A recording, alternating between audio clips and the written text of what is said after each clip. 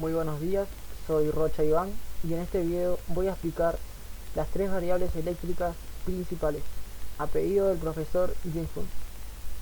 Las tres variables eléctricas principales son la intensidad de corriente eléctrica, que se mide en amperios y la representamos con la letra A. Diferencia de potencial eléctrico, que se mide en voltios y la representamos con la letra V.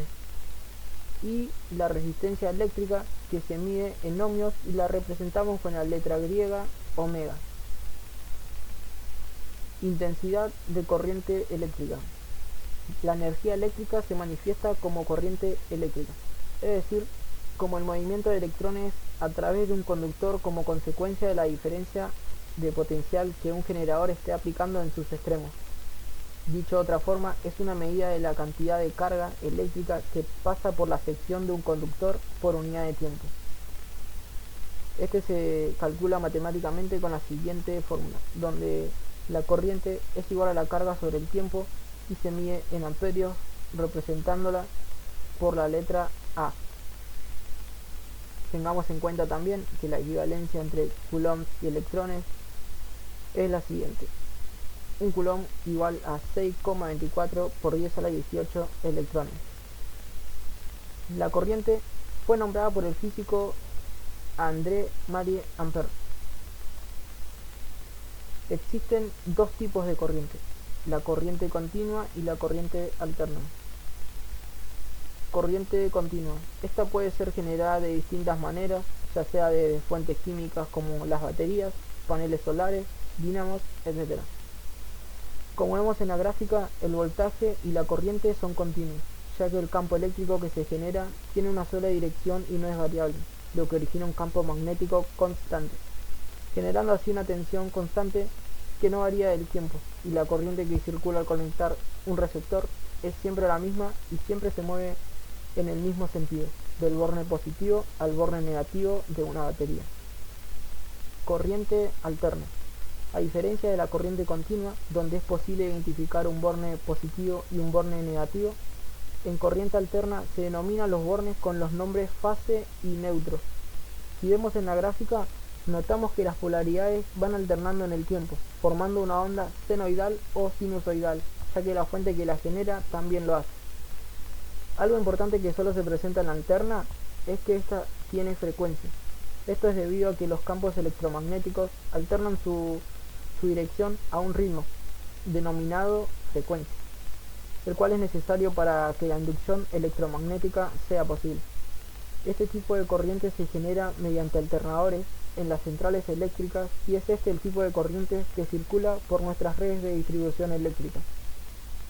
En la corriente alterna se usa el transformador eléctrico para elevar la tensión, manteniendo la potencia idealmente constante y obteniendo una intensidad de corriente baja.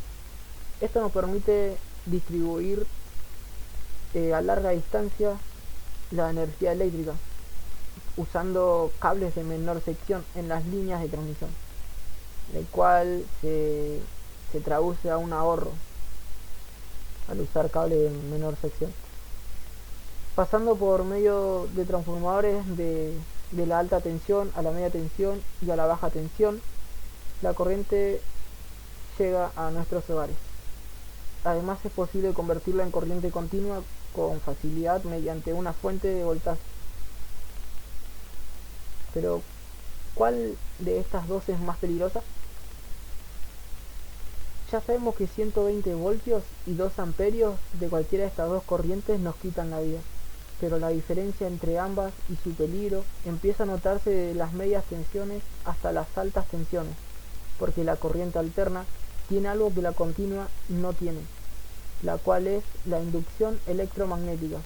En la corriente continua, el campo eléctrico tiene una sola dirección y no es variable, lo que origina un campo magnético constante, y con un campo magnético constante no existe la inducción electromagnética. En cambio, en la alterna, los campos eléctricos cambian de dirección al ritmo de la frecuencia de la red, originando un campo eléctrico variable respecto del tiempo y con ello una corriente eléctrica inducida. Entonces, en bajas, medias y altas tensiones, ambas nos quitan la vida, pero la alterna en elevadas tensiones tiene un peligro adicional: corrientes eléctricas inducidas a distancias.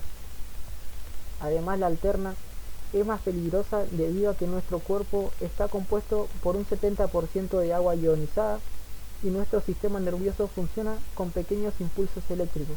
Y como sabemos, la corriente alterna que nos suministran las centrales eléctricas en la Argentina tienen frecuencia de 50 Hz por segundo y es una frecuencia muy acelerada. En un accidente eléctrico, la alterna puede llegar a causarle un desfase a todo el cuerpo, acelerando mucho al corazón, causando así una fibrilación ventricular. Y esto nos puede llegar a quitar la vida.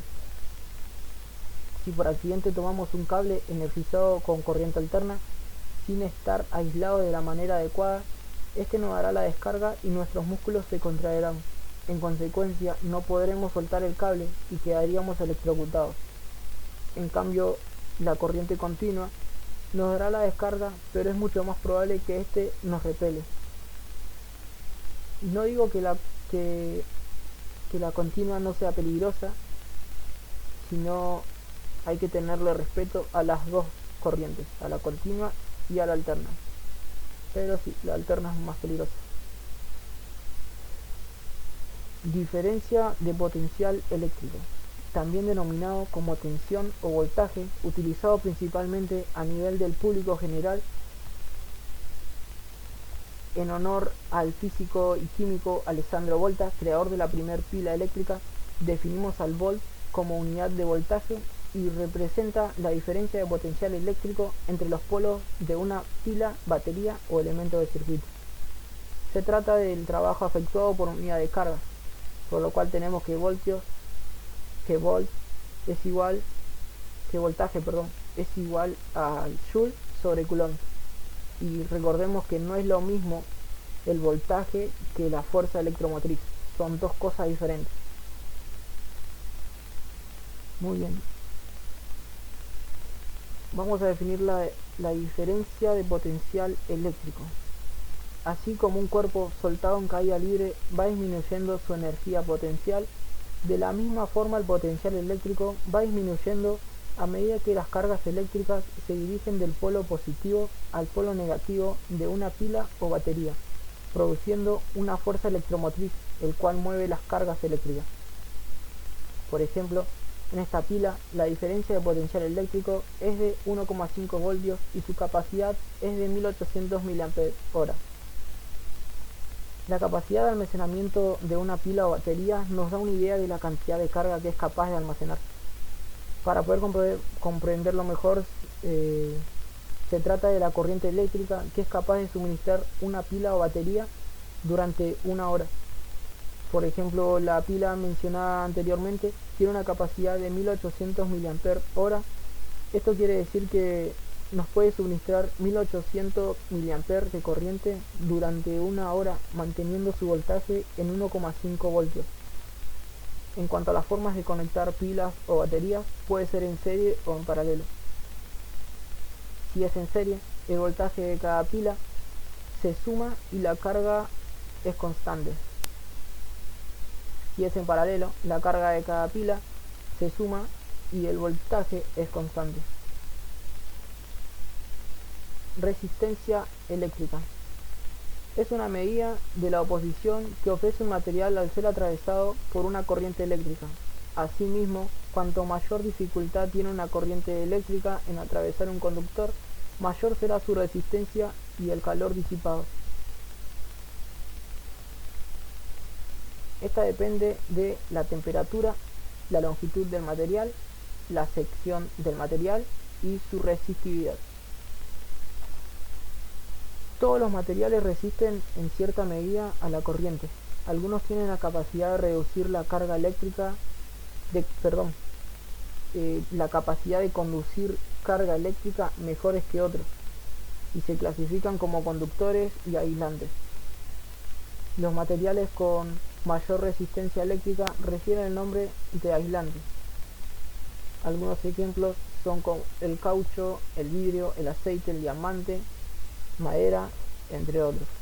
Por eso al probarlo con un circuito como este, La lamparita no se enciende. Los electrones permanecen quietos, ya que el material presenta una alta resistencia eléctrica y no permite la circulación de corriente. Los materiales con baja resistencia eléctrica reciben el nombre de conductor, ya que permiten a los electrones moverse sin dificultad. Como ejemplo tenemos la plata, el oro, el acero, el cobre y el agua de mar. En cuanto a un conductor, cuando lo probamos en un circuito como este, la lamparita se enciende, ya que los materiales tienen una baja resistencia eléctrica. Como vemos, los electrones sí se mueven y se dirigen del polo negativo al polo positivo de la batería, dado que cargas iguales se repelen y cargas distintas se atraen. La resistencia puede parecer como algo negativo, pero en la electrónica la resistencia es aprovechada.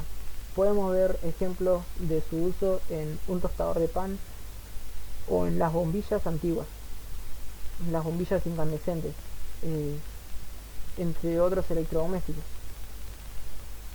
En un tostador de pan, el circuito hace que la corriente pase por un alambre que ofrece mucha resistencia.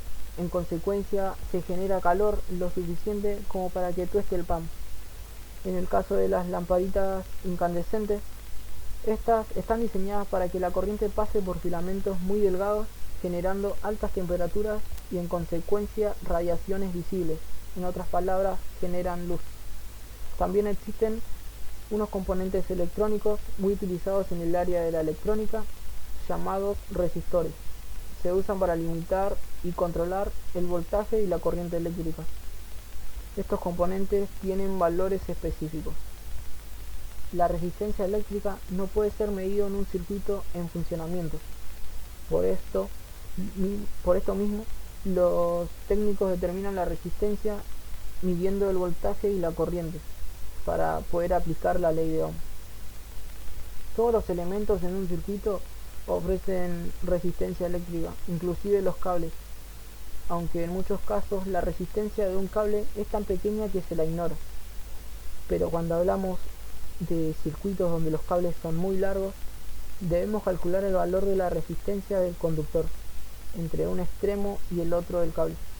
Acá no se usa la ley de Ohm, sino la siguiente fórmula, donde tenemos que la resistencia es igual a la resistividad del material por la longitud del cable, que se mide en metros, y sobre la sección del cable, el cual se mide en milímetros cuadrados.